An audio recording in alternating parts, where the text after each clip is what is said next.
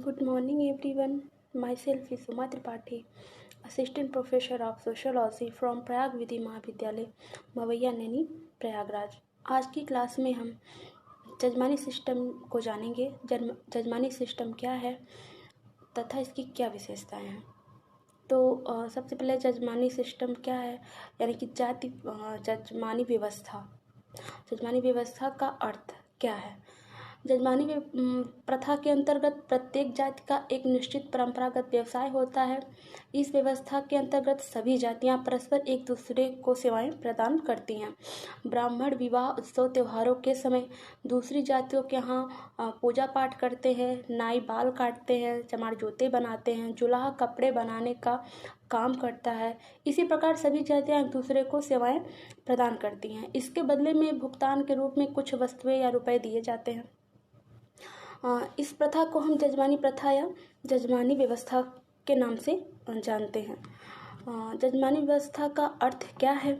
जजमानी व्यवस्था परंपरागत व्यवस्था पर निर्भर है। इस व्यवस्था में प्रत्येक जाति का एक निश्चित व्यवसाय तय हो जाता है जो परंपरागत होता है तथा यह पीढ़ी दर पीढ़ी हस्तांतरित होता रहता है। ऑस्कर लेविस के अनुसार इस प्रथा के अंतर्गत एक गांव में रहने वाले प्रत्येक जाति समूह से यह अपेक्षा की जाती है कि वह दूसरी जातियों के परिवारों को कुछ प्रमाणित सेवाएं प्रदान करें।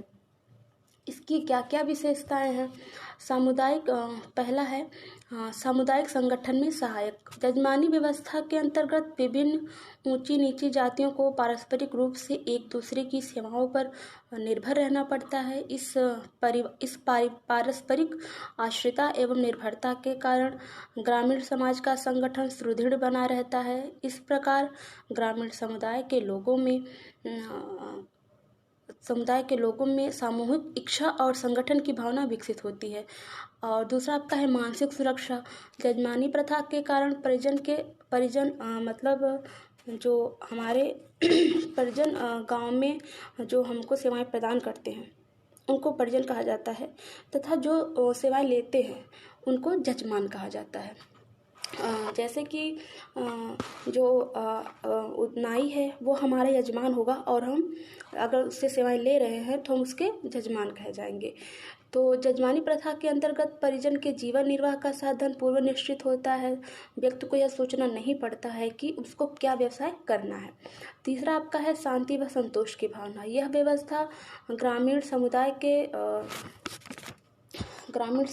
के सदस्यों को संतोष व शांति प्रदान करता है।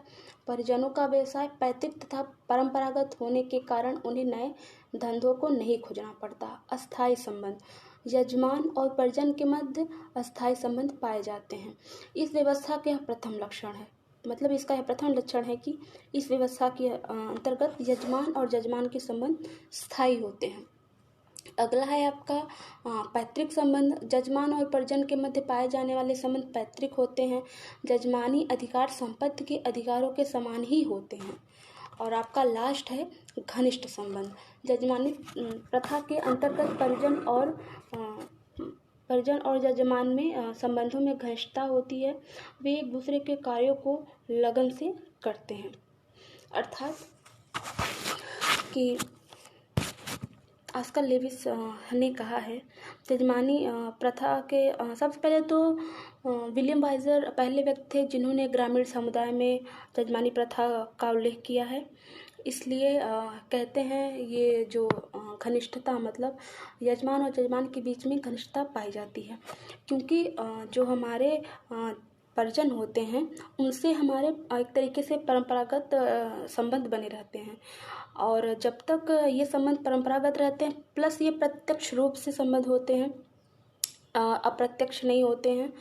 और जब ये संबंध मतलब बनते बनते इतने घनिष्ठ हो जाते हैं कि इनके बीच में घनिष्ठता हो ही जाती